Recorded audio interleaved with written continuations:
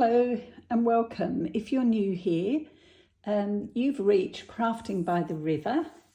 That's the name of my channel, and I'm Sue. Welcome, it's really good to see you here. My regular subscribers, hi, how you going? Hope you're well, hope you're ready for a very crafty weekend. So today is another short video. I just want to show you what I've been working on this week. And to be honest, I've been working on it quite slowly because I couldn't quite make my mind up what I was going to do. And you might notice on my desk, I've got my scrappy fabric basket that is ready for, now I'm going to say this right, Dephemerember. So that is the December challenge with 49 dragonflies and Louise Hensel. So when I made the basket, I said I would probably use this to keep all my ephemera in. And as you can see at the moment, I've got a few bits. They're mainly envelopes and a couple of bits of, what could I say, scrappy papers ready for December. Well, I decided this week that yes, I would make a folder. I quite like the idea of using a ring binder. And I thought that would be quite nice because it meant that you could literally work on a page and add it to the ring binder. And that's probably, I'm going to say that's what I will do. But you know, I do change my mind, so I might. But this week I worked on a cover, a ring binder cover. And this is it. I'll open it up so that you can see. Let's just move that out of the way. And my flowers. I've been picking flowers out of the garden. The perfume in my room is delightful. Okay, so this is my cover. And inside, I've kept it quite plain. The ring binder here I took from another journal, another folder, cut it, painted it to kind of blend with my cover, and worked out that my pages will be allowing for this to close and not to stick out the edge there. My pages are going to be about 4.5 wide, 4.5 to maybe 4.25, but certainly not much more than 4.5. And you can see I've got a little pocket here, and I've used the girls' freebie. And this is Effie. And bring it up a bit so you can see. And what I did was I glued the two images together and then put them through the laminator. So that gives them a nice stiff cover. And I have a little pocket on the front with the year 2023 on it. I put Dephemerember on the front.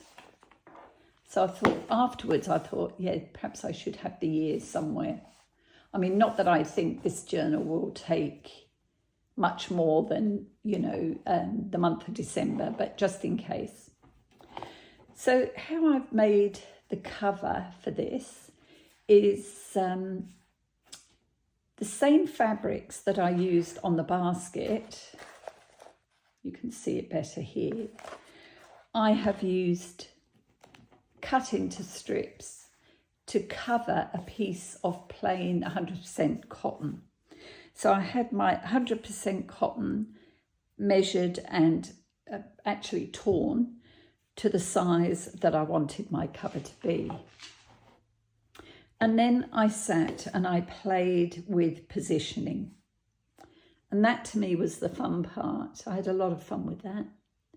I wanted to use the pinked edges, and so any that weren't pinked, I have either covered with another piece or I've used my pinking shears. Because, you know, this fabric was originally a little bundle.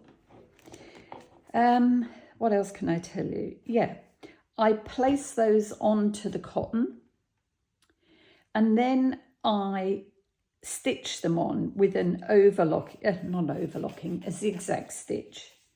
And I worked it out. It took a bit of time because what I wanted to do was, I didn't stitch each piece individually because I knew they were going to be covered. So for instance, here, this edge piece of this block is covered by this one. So before this piece went down, I stitched along there. And probably all the way down here before this went down. So do you see what I mean? I literally pieced it and stitched it as we went. And I did use, not that it worked, I have to say, it's a bit old. I used some like Visifix, the applique webbing that you can iron to the back of your pieces and attach them down. Didn't work for me, so I ended up just using a little bit of fabric glue on the pieces that were a bit tricky, and then I just very carefully fed it through the machine. So once the main piece was done, I decided to break it up, all those larger pieces, and to add a bit of extra interest, I'd add some smaller scraps. So you can see here, one, I'm going to move that out of the way because that's affecting the light. 1, 2, 3 pieces. This side and over this side. Oh, sorry, one across the spine or part of the spine here, larger piece. 1, 2 here, and then I wrote the Dephemerember onto a piece of the cream fabric that actually came with this fabric and stitched that here. Okay, and I have to tell you that I don't quite know what I was thinking when I did this because I actually made a mistake. I completed the piece, then realised I'd spelt this wrong. I couldn't believe it. I said to my husband, oh my God, look what I've done. And I'd actually videoed it. And it was while I was videoing it that I thought, that's not right. So then I had to make it right. And it was all attached. I'd done 2 rows of zigzag stitch around the edge. The core, that is the middle piece between the patchwork piece and this, is a brown paper chuck bag, you know, the carry bags with the handles. Quite a small one, but once I'd opened it up, it was big enough. But it was all done. I had this in, everything. And then I realised, oh my goodness. So I said to my husband, I've got to make that right. So the only way I could think to do it was to add another piece, stitching through all 3 layers. And I added this pocket on this side so as it covers the stitching and acts as a little pocket for Effie. And I put the ear there. So that's, you know, I mean, we all make mistakes. I don't know quite what I was thinking when I did that, but, you know, it happens.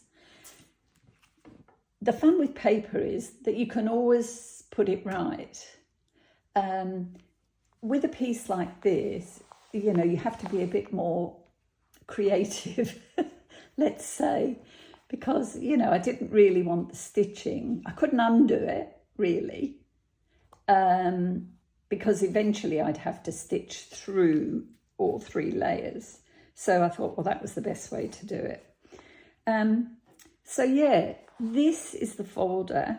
It is, to me, I mean, you could say it's patchwork, but I think of it more as fabric collage. And by keeping the inside plain, and I chose to do that, I had enough fabric to do another pieced interior, but I just thought, let's keep that plain. The focus will be on the pages, and this is just the piece I've put in to work out just how big, you know, my pages can be. So basically they will be 6 by probably about 4.5. Okay, so that is my folder done, ready to go. Hope you like that. I didn't film it because I knew it was going to be a fiddle and pretty boring, really, just sitting, playing around with pieces and then stitching them on. I could have, and if I did it again or made another one, I would, because I feel a bit more confident now. Okay, so that's my folder for Dephemerember, and I'm going to keep saying that word so that I get confident with it. All right, I hope you all have a lovely weekend. I hope you get some crafting time in, and I hope very much that you will join me for my next video. Until then, take care. Bye.